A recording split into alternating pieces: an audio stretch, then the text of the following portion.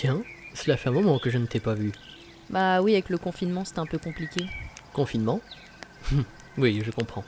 En fait, je suis venue parce que je voulais que tu me parles un peu des autres. Tu sais, des peuples qui vivaient là d'où tu viens.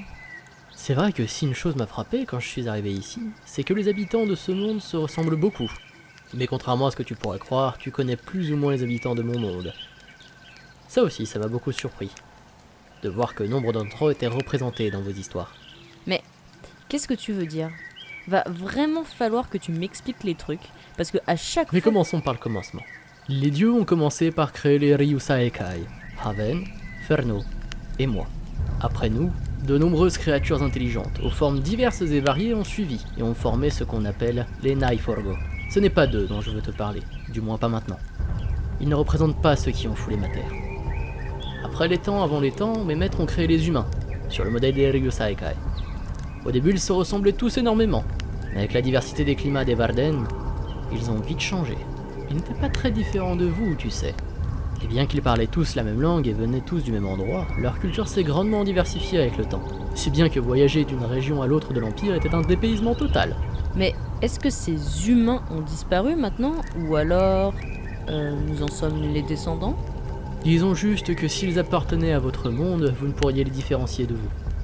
Leur mortalité les terrifiait. Ça les a poussés à ériger des monuments et à laisser des œuvres d'art d'une rare qualité. Ils pensaient atteindre une forme d'immortalité ainsi.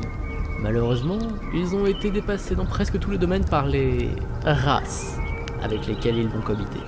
J'ai vraiment beaucoup de mal à te suivre. De quelle race tu parles? J'y venais, sois patiente.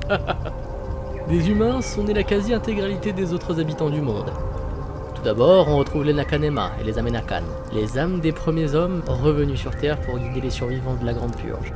Les premiers, pour les guider sur la voie du corps, ressemblent à vos démons, avec leur peau rouge, leur carrure imposante et leurs longues et épaisses cornes noires.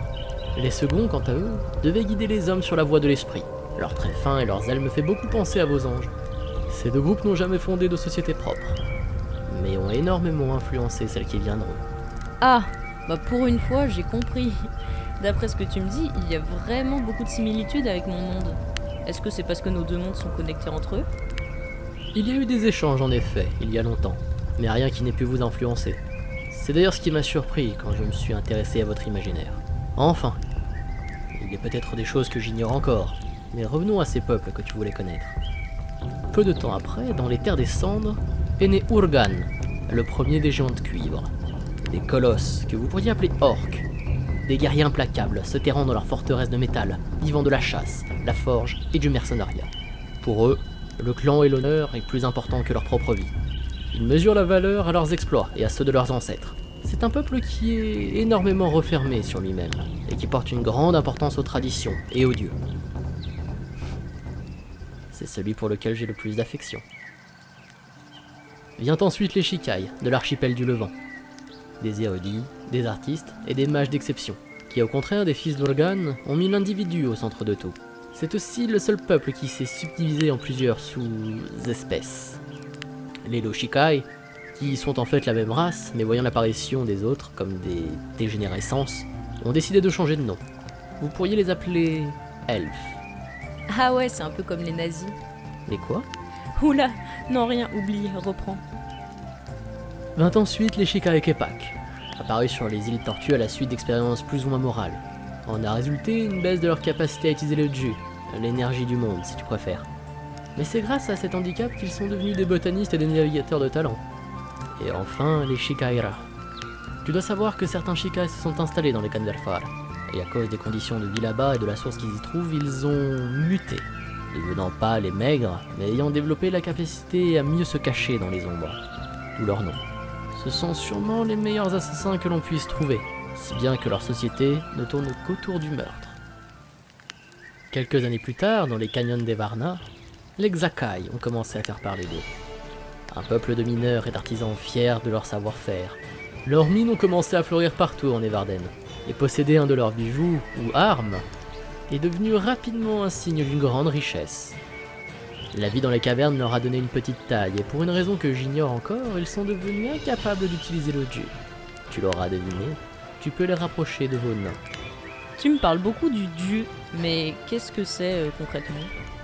voient ça comme l'énergie primaire qui parcourt le monde, et que nous autres sommes capables de manipuler.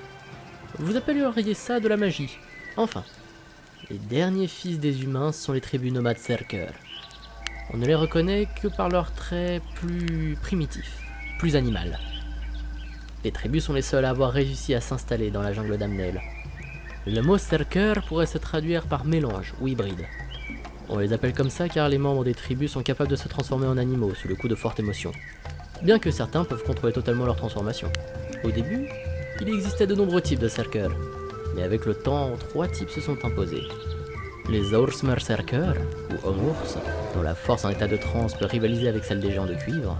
Ah, mais parce qu'ils se battent. Oh, je pensais vraiment que le concept de guerre était propre à chez nous. J'imaginais que ce monde avait échappé à nos travers. Malheureusement non, c'est même plutôt l'inverse. Mon monde ne s'est presque uniquement bâti que sur la guerre. Si bien que certains peuples en ont fait leur spécialité, un peu comme les Karlzerker, que l'on peut lier à vos loups-garous, des chasseurs auxquels on ne peut pas échapper. Et en dernier vient les Korbraxerker, les hommes corbeaux, des nécromants et enchanteurs de talent. Malgré les différences entre ces tribus, leur mode de vie est relativement similaire et vous semblerait très primitif. Pour finir, il existe encore une espèce intelligente qui a parcouru mon monde, les Agni. Ils sont une accumulation de Djus qui ont accédé à la conscience. Pour s'adapter aux sociétés déjà existantes, ils ont décidé de prendre forme humaine. Mais il y a une chose qu'ils n'ont pas pu changer. Leur corps est composé d'un des éléments primordiaux, mais je t'en parlerai plus tard. Le sujet est trop long pour aujourd'hui, et demande des notions que je n'ai pas encore abordées. Oula, oui, chaque chose en son temps, parce que déjà que j'ai presque besoin que tu me fasses des dessins pour que je te comprenne, alors là, on dirait presque Game of Thrones ton histoire. Je doute que mes qualités artistiques t'aideraient vraiment à comprendre. Ceci dit, j'aimerais bien que tu me parles de ce Game of Thrones. Mais une autre fois, tu devrais te dépêcher. L'orage arrive.